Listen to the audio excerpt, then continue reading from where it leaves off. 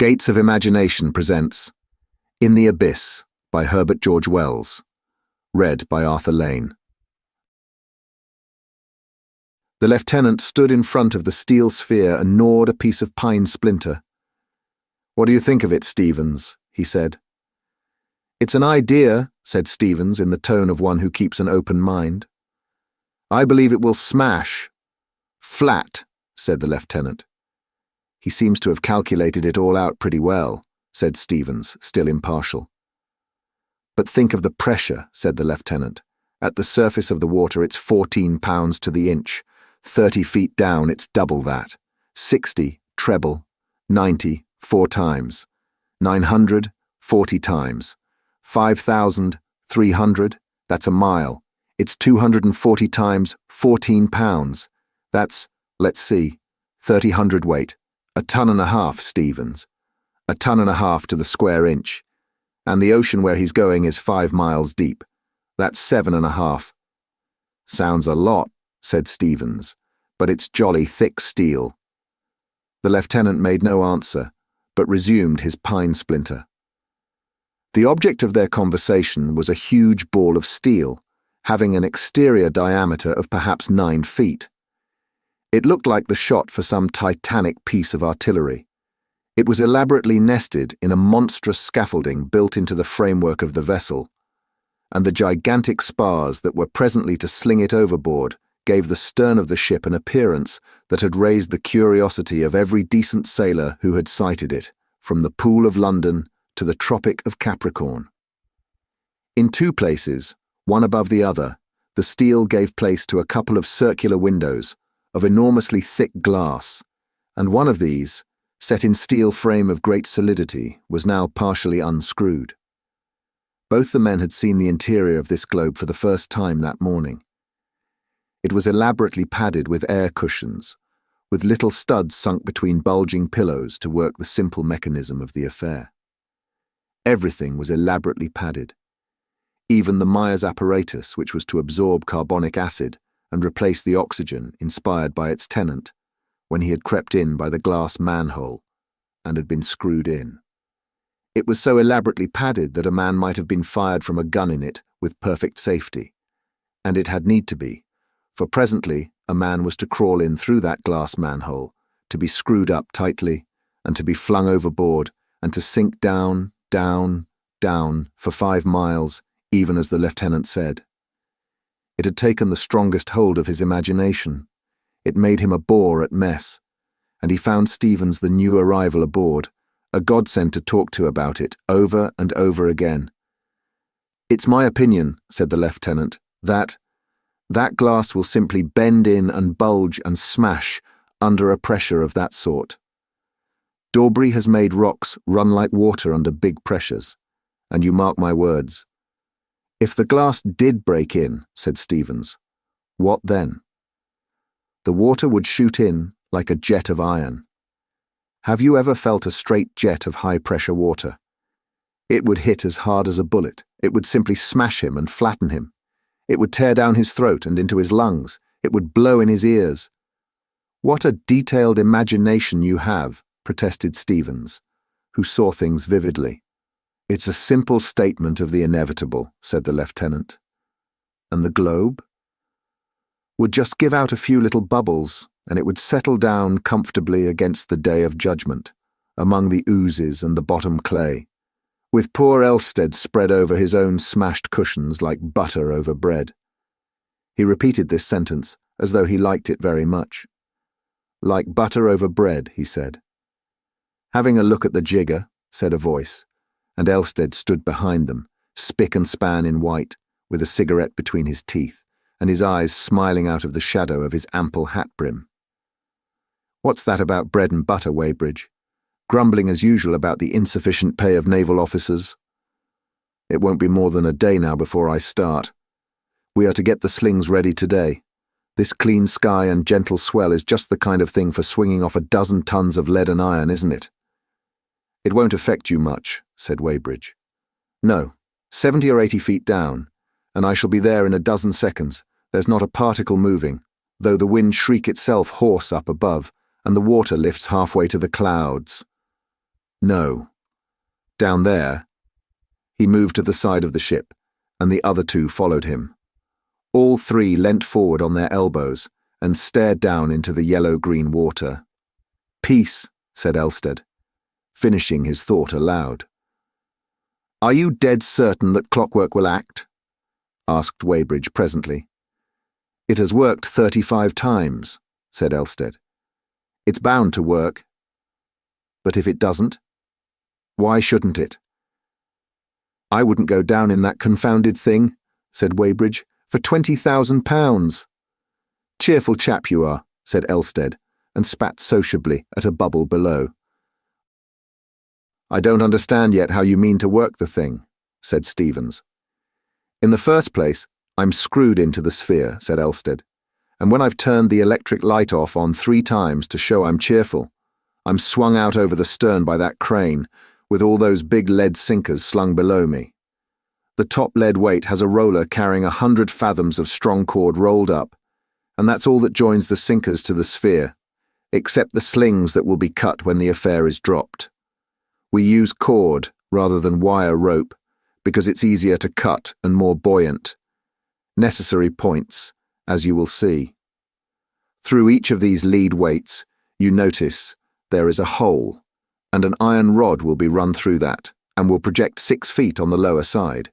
If that rod is rammed up from below, it knocks up a lever and sets the clockwork in motion at the side of the cylinder on which the cord winds. Very well. The whole affair is lowered gently into the water, and the slings are cut. The sphere floats. With the air in it, it's lighter than water. But the lead weights go down straight and the cord runs out. When the cord is all paid out, the sphere will go down too, pulled down by the cord." "But why the cord?" asked Stevens. "Why not fasten the weights directly to the sphere?" "Because of the smash down below. The whole affair will go rushing down, mile after mile, at a headlong pace at last. It would be knocked to pieces on the bottom if it wasn't for that cord. But the weights will hit the bottom, and directly they do, the buoyancy of the sphere will come into play. It will go on sinking slower and slower, come to stop at last, and then begin to float upward again. That's where the clockwork comes in. Directly the weights smash against the sea bottom, the rod will be knocked through and will kick up the clockwork, and the cord will be rewound on the reel. I shall be lugged down to the sea bottom. There I shall stay for half an hour, with the electric light on, looking about me. Then the clockwork will release a spring knife, the cord will be cut, and up I shall rush again, like a soda water bubble. The cord itself will help the flotation." "And if you should chance to hit a ship," said Weybridge. "I should come up at such a pace. I should go clean through it," said Elstead, "like a cannon ball. You needn't worry about that. And suppose some nimble crustacean should wriggle into your clockwork." "It would be a pressing sort of invitation for me to stop," said Elstead, turning his back on the water and staring at the sphere. They had swung Elstead overboard by 11 o'clock. The day was serenely bright and calm, with the horizon lost in haze. The electric glare in the little upper compartment beamed cheerfully 3 times. Then they let him down slowly to the surface of the water, and a sailor in the stern chains hung ready to cut the tackle that held the lead weights and the sphere together. The globe, which had looked so large on deck, looked the smallest thing conceivable under the stern of the ship. It rolled a little, and its 2 dark windows, which floated uppermost, seemed like eyes turned up in round wonderment at the people who crowded the rail. A voice wondered how Elstead liked the rolling. "Are you ready?" sang out the commander. "Aye, aye, sir." "Then let her go." The rope of the tackle tightened against the blade and was cut, and an eddy rolled over the globe in a grotesquely helpless fashion. Someone waved a handkerchief. Someone else tried an ineffectual cheer. A middy was counting slowly. 8, 9, 10. Another roll. Then a jerk and a splash, the thing righted itself. It seemed to be stationary for a moment, to grow rapidly smaller, and then the water closed over it, and it became visible, enlarged by refraction and dimmer, below the surface. Before one could count 3, it had disappeared. There was a flicker of white light far down in the water that diminished to a speck and vanished. Then there was nothing but a depth of water going down into blackness, through which a shark was swimming. Then suddenly the screw of the cruiser began to rotate, the water was crickled, the shark disappeared in a wrinkled confusion, and a torrent of foam rushed across the crystalline clearness that had swallowed up Elstead. "What's the idea?" said one AB to another. "We're going to lay off about a couple of miles. Fear he should hit us when he comes up," said his mate. The ship steamed slowly to her new position. Aboard her, almost everyone who was unoccupied remained watching the breathing swell into which the sphere had sunk. For the next half hour, it is doubtful if a word was spoken that did not bear directly or indirectly on Elstead. The December sun was now high in the sky, and the heat very considerable. "He'll be cold enough down there," said Weybridge. "They say that below a certain depth seawater's always just about freezing." "Where'll he come up?" asked Stevens. "I've lost my bearings." "That's the spot," said the commander, who prided himself on his omniscience. He extended a precise finger southeastward. "And this, I reckon, is pretty nearly the moment," he said. "He's been 35 minutes. "How long does it take to reach the bottom of the ocean?" asked Stevens. "For a depth of 5 miles and reckoning, as we did, an acceleration of 2 feet per second both ways is just about 3/4 of a minute." "Then he's overdue," said Weybridge. "Pretty nearly," said the commander. "I suppose it takes a few minutes for that cord of his to wind in." "I forgot that," said Weybridge, evidently relieved. And then began the suspense. A minute slowly dragged itself out, and no sphere shot out of the water. Another followed, and nothing broke the low, oily swell. The sailors explained to one another that little point about the winding in of the cord. The rigging was dotted with expectant faces. "Come up, Elstead," called one hairy-chested salt impatiently, and the others caught it up and shouted as though they were waiting for the curtain of a theatre to rise. The commander glanced irritably at them. "Of course, if the acceleration's less than 2, he said, "he'll be all the longer. We aren't absolutely certain that was the proper figure. I'm no slavish believer in calculations." Stevens agreed concisely. No one on the quarterdeck spoke for a couple of minutes. Then Stevens's watch case clicked.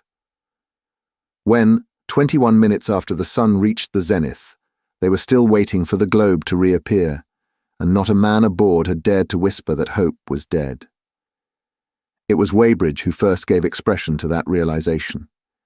He spoke while the sound of 8 bells still hung in the air. "I always distrusted that window," he said quite suddenly to Stevens. "Good God," said Stevens. "You don't think—" "Well," said Weybridge, and left the rest to his imagination.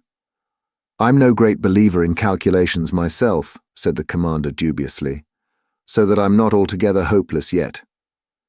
And at midnight, the gunboat was steaming slowly in a spiral round the spot where the globe had sunk, and the white beam of the electric light fled and halted, and swept discontentedly onward again, over the waste of phosphorescent waters, under the little stars.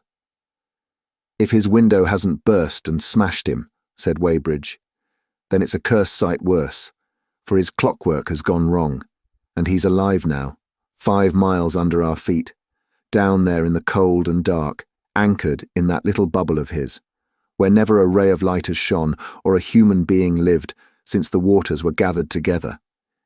He's there without food, feeling hungry and thirsty and scared, wondering whether he'll starve or stifle. Which will it be? The Myers apparatus is running out, I suppose. How long do they last?" "Good heavens," he exclaimed.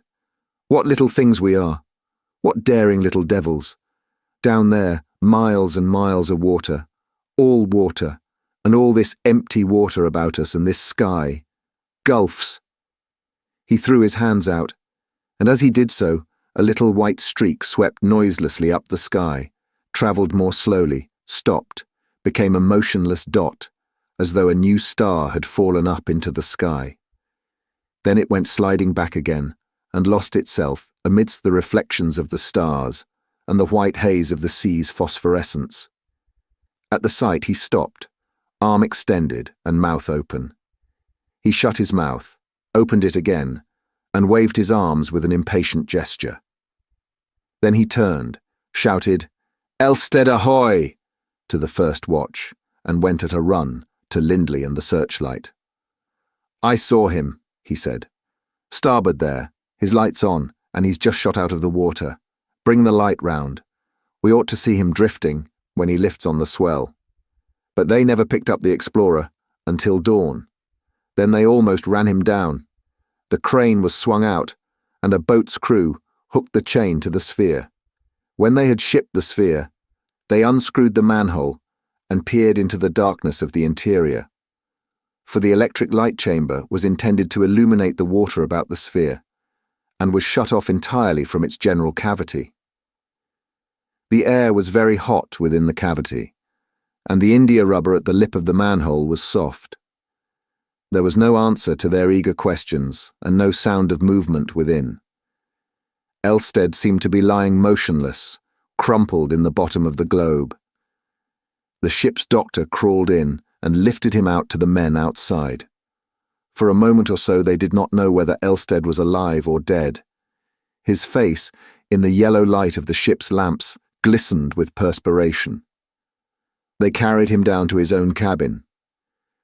He was not dead, they found, but in a state of absolute nervous collapse, and besides cruelly bruised. For some days he had to lie perfectly still. It was a week before he could tell his experiences. Almost his first words were that he was going down again. The sphere would have to be altered, he said, in order to allow him to throw off the cord if need be, and that was all. He had the most marvellous experience. "You thought I should find nothing but ooze," he said. "You laughed at my explorations, and I've discovered a new world." He told his story in disconnected fragments, and chiefly from the wrong end, so that it is impossible to retell it in his words. But what follows is the narrative of his experience. It began atrociously, he said. Before the cord ran out, the thing kept rolling over. He felt like a frog in a football. He could see nothing but the crane and the sky overhead, with an occasional glimpse of people on the ship's rail. He couldn't tell a bit which way the thing would roll next. Suddenly he would find his footing going up, and try to step, and over he went rolling, head over heels, and just anyhow, on the padding. Any other shape would have been more comfortable, but no other shape was to be relied upon under the huge pressure of the nethermost abyss. Suddenly the swaying ceased, the globe righted, and when he had picked himself up, he saw the water all about him greeny blue, with an attenuated light filtering down from above, and a shoal of little floating things went rushing up past him, as it seemed to him, towards the light. And even as he looked, it grew darker and darker, until the water above was as dark as the midnight sky, albeit of greener shade, and the water below black. And little transparent things in the water developed a faint glint of luminosity, and shot past him in faint greenish streaks, and the feeling of falling. It was just like the start of a lift, he said, only it kept on. One has to imagine what that means, that keeping on. It was then of all times that Elstead repented of his adventure. He saw the chances against him in an altogether new light. He thought of the big cuttlefish people knew to exist in the middle waters, the kind of things they find half digested in whales at times, or floating dead and rotten and half eaten by fish. Suppose one caught hold and wouldn't let go, and had the clockwork really been sufficiently tested?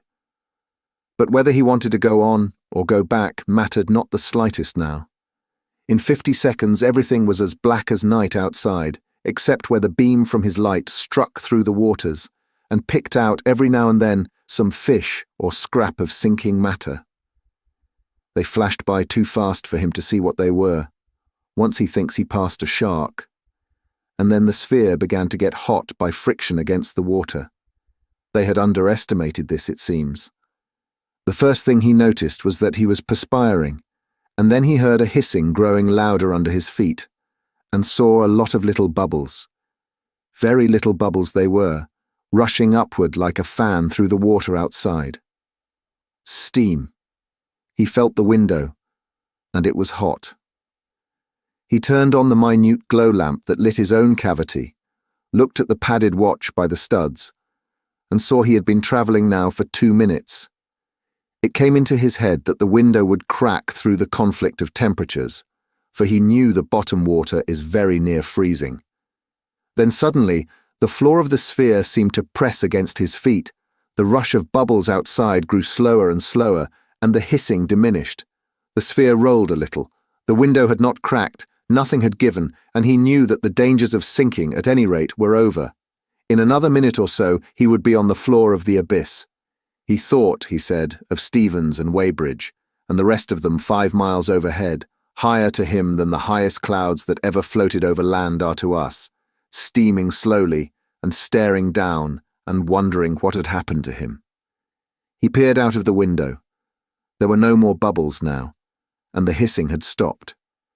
Outside, there was a heavy blackness, as black velvet, except where the electric light pierced the empty water and showed the colour of it, a yellow-green.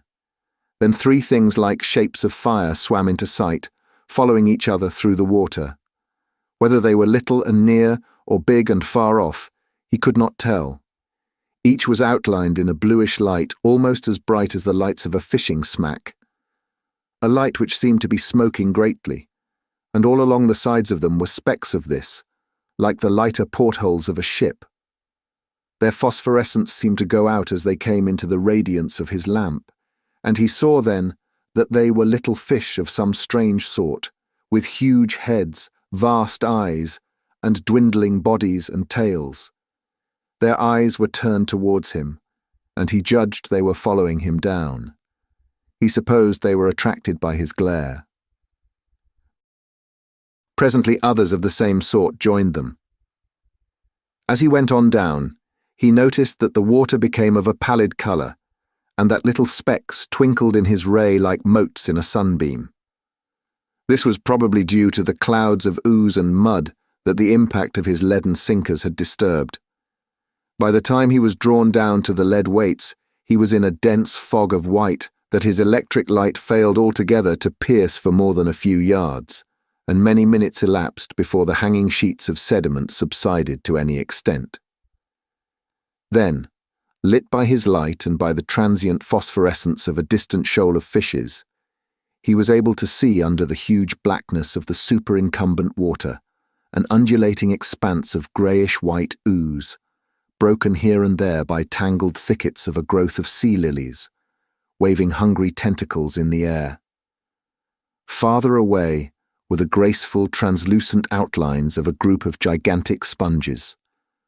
About this floor there were scattered a number of bristling, flattish tufts of rich purple and black, which he decided must be some sort of sea urchin, and small, large-eyed or blind things, having a curious resemblance, some to woodlice and others to lobsters, crawled sluggishly across the track of the light and vanished into the obscurity again, leaving furrowed trails behind them. Then suddenly the hovering swarm of little fishes veered about and came towards him, as a flight of starlings might do. They passed over him like a phosphorescent snow, and then he saw behind them some larger creature advancing towards the sphere. At first he could see it only dimly, a faintly moving figure remotely suggestive of a walking man, and then it came into the spray of light that the lamp shot out. As the glare struck it, it shut its eyes, dazzled. He stared in rigid astonishment. It was a strange vertebrated animal. Its dark purple head was dimly suggestive of a chameleon, but it had such a high forehead and such a brain case as no reptile ever displayed before. The vertical pitch of its face gave it a most extraordinary resemblance to a human being. 2 large and protruding eyes projected from sockets in chameleon fashion, and it had a broad reptilian mouth with horny lips beneath its little nostrils. In the position of the ears were 2 huge gill covers, and out of these floated a branching tree of coralline filaments, almost like the tree-like gills that very young rays and sharks possess. But the humanity of the face was not the most extraordinary thing about the creature. It was a biped. Its almost globular body was poised on a tripod of two frog-like legs and a long, thick tail, and its forelimbs, which grotesquely caricatured the human hand, much as a frog's do, carried a long shaft of bone tipped with copper. The colour of the creature was variegated. Its head, hands, and legs were purple, but its skin, which hung loosely upon it, even as clothes might do, was a phosphorescent grey, and it stood there blinded by the light. At last this unknown creature of the abyss blinked its eyes open, and shading them with its disengaged hand, opened its mouth and gave vent to a shouting noise, articulate almost as speech might be, that penetrated even the steel case and padded jacket of the sphere. How a shouting may be accomplished without lungs, Elstead does not profess to explain. It then moved sideways out of the glare into the mystery of shadow that bordered it on either side, and Elstead felt, rather than saw, that it was coming towards him. Fancying the light had attracted it, he turned the switch that cut off the current. In another moment, something soft dabbed upon the steel, and the globe swayed. Then the shouting was repeated, and it seemed to him that a distant echo answered it. The dabbing recurred, and the whole globe swayed and ground against the spindle over which the wire was rolled. He stood in the blackness and peered out into the everlasting night of the abyss, and presently he saw, very faint and remote, other phosphorescent quasi-human forms hurrying towards him. Hardly knowing what he did, he felt about in his swaying prison for the stud of the exterior electric light, and came by accident against his own small glow lamp in its padded recess. The sphere twisted, and then threw him down. He heard shouts like shouts of surprise, and when he rose to his feet, he saw two pairs of stalked eyes peering into the lower window and reflecting his light. In another moment, hands were dabbing vigorously at his steel casing, and there was a sound, horrible enough in his position, of the metal protection of the clockwork being vigorously hammered. That indeed sent his heart into his mouth, for if these strange creatures succeeded in stopping that, his release would never occur. Scarcely had he thought as much when he felt the sphere sway violently and the floor of it press hard against his feet. He turned off the small glow lamp that lit the interior and sent the ray of the large light in the separate compartment out into the water. The sea floor and the man-like creatures had disappeared, and a couple of fish chasing each other dropped suddenly by the window. He thought at once that these strange denizens of the deep sea had broke the rope and that he had escaped. He drove up faster and faster, and then stopped with a jerk that sent him flying against the padded roof of his prison. For half a minute, perhaps, he was too astonished to think.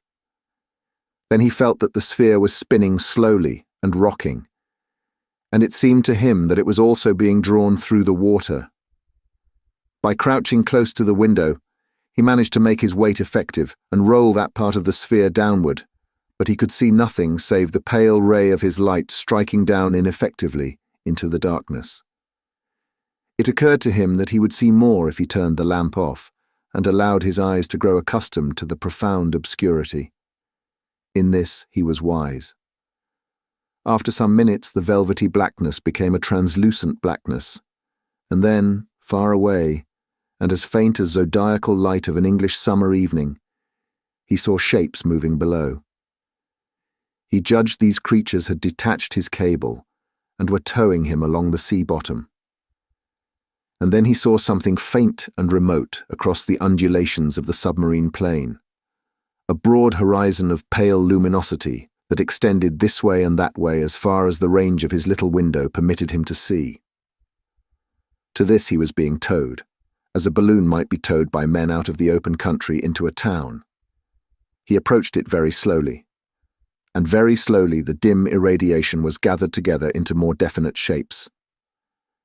It was nearly 5 o'clock before he came over this luminous area, and by that time he could make out an arrangement suggestive of streets and houses grouped about a vast roofless erection that was grotesquely suggestive of a ruined abbey. It was spread out like a map below him. The houses were all roofless enclosures of walls, and their substance being, as he afterwards saw, of phosphorescent bones, gave the place an appearance as if it were built of drowned moonshine. Among the inner caves of the place, waving trees of crinoid stretched their tentacles, and tall, slender, glassy sponges shot like shining minarets and lilies of filmy light out of the general glow of the city. In the open spaces of the place he could see a stirring movement as of crowds of people, but he was too many fathoms above them to distinguish the individuals in those crowds. Then slowly they pulled him down, and as they did so, the details of the place crept slowly upon his apprehension. He saw that the courses of the cloudy buildings were marked out with beaded lines of round objects, and then he perceived that at several points below him, in broad open spaces, were forms like the encrusted shapes of ships. Slowly and surely he was drawn down, and the forms below him became brighter, clearer, more distinct. He was being pulled down, he perceived, towards the large building in the centre of the town, and he could catch a glimpse ever and again of the multitudinous forms that were lugging at his cord. He was astonished to see that the rigging of one of the ships, which formed such a prominent feature of the place, was crowded with a host of gesticulating figures regarding him, and then the walls of the great building rose about him silently and hid the city from his eyes. And such walls they were, of water-logged wood, and twisted wire rope, and iron spars, and copper, and the bones and skulls of dead men. The skulls ran in zigzag lines and spirals and fantastic curves over the building, and in and out of their eye sockets, and over the whole surface of the place, lurked and played a multitude of silvery little fishes. Suddenly his ears were filled with a low shouting, and a noise like the violent blowing of horns, and this gave place to a fantastic chant. Down the sphere sank, past the huge pointed windows, through which he saw vaguely a great number of these strange ghost-like people regarding him, and at last he came to rest, as it seemed, on a kind of altar that stood in the centre of the place. And now he was at such a level that he could see these strange people of the abyss plainly once more. To his astonishment, he perceived that they were prostrating themselves before him, all save one, dressed as it seemed in a robe of placoid scales and crowned with a luminous diadem, who stood with his reptilian mouth opening and shutting, as though he led the chanting of the worshippers. A curious impulse made Elstead turn on his small glow lamp again, so that he became visible to these creatures of the abyss, albeit the glare made them disappear forthwith into night. At this sudden sight of him, the chanting gave place to a tumult of exultant shouts, and Elstead, being anxious to watch them, turned his light off again and vanished from before their eyes. But for a time he was too blind to make out what they were doing, and when at last he could distinguish them, they were kneeling again. And thus they continued worshipping him, without rest or intermission, for a space of 3 hours. Most circumstantial was Elstead's account of this astounding city and its people, these people of perpetual night, who have never seen sun or moon or stars, green vegetation, nor any living, air-breathing creatures, who know nothing of fire, nor any light but the phosphorescent light of living things. Startling as is his story, it is yet more startling to find that scientific men, of such eminence as Adams and Jenkins, find nothing incredible in it.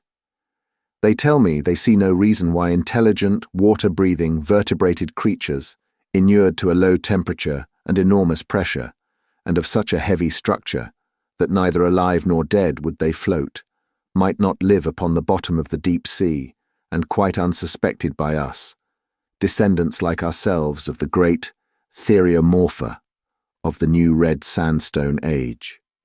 We should be known to them, however, as strange, meteoric creatures, wont to fall catastrophically dead out of the mysterious blackness of their watery sky, And not only we ourselves, but our ships, our metals, our appliances, would come raining down out of the night. Sometimes sinking things would smite down and crush them, as if it were the judgment of some unseen power above, and sometimes would come things of utmost rarity or utility, or shapes of inspiring suggestion. One can understand perhaps something of their behavior at the descent of a living man, if one thinks what a barbaric people might do, to whom an enhaloed, shining creature came suddenly out of the sky. At one time or another, Elstead probably told the officers of the Ptarmigan every detail of his strange 12 hours in the abyss. That he also intended to write them down is certain, but he never did, and so unhappily we have to piece together the discrepant fragments of his story from the reminiscences of Commander Simmons, Weybridge, Stevens, Lindley, and the others. We see the thing darkly in fragmentary glimpses, the huge ghostly building, the bowing, chanting people, with their dark, chameleon-like heads and faintly luminous clothing, and Elstead, with his light turned on again, vainly trying to convey to their minds that the cord by which the sphere was held was to be severed. Minute after minute slipped away, and Elstead, looking at his watch, was horrified to find that he had oxygen only for 4 hours more. But the chant in his honor kept on as remorselessly as if it was the marching song of his approaching death. The manner of his release he does not understand, but to judge by the end of cord that hung from the sphere, it had been cut through by rubbing against the edge of the altar. Abruptly the sphere rolled over, and he swept up, out of their world, as an ethereal creature clothed in a vacuum would sweep through our own atmosphere back to its native ether again. He must have torn out of their sight as a hydrogen bubble hastens upwards from our air. A strange ascension it must have seemed to them. The sphere rushed up with even greater velocity than, when weighted with the lead sinkers, it had rushed down. It became exceedingly hot. It drove up with the windows uppermost, and he remembers the torrent of bubbles frothing against the glass. Every moment he expected this to fly. Then, suddenly, something like a huge wheel seemed to be released in his head. The padded compartment began spinning about him, and he fainted. His next recollection was of his cabin, and of the doctor's voice. But that is the substance of the extraordinary story that Elstead related in fragments to the officers of the Ptarmigan. He promised to write it all down at a later date. His mind was chiefly occupied with the improvement of his apparatus, which was effected at Rio. It remains only to tell that on February 2nd, 1896, he made his second descent into the ocean abyss, with the improvements his first experience suggested. What happened we shall probably never knew. He never returned. The Ptarmigan beat about over the point of his submersion, seeking him in vain for 13 days. Then she returned to Rio, and the news was telegraphed to his friends. So the matter remains for the present. But it is hardly probable that no further attempt will be made to verify his strange story of these hitherto unsuspected cities of the deep sea. Thank you for listening.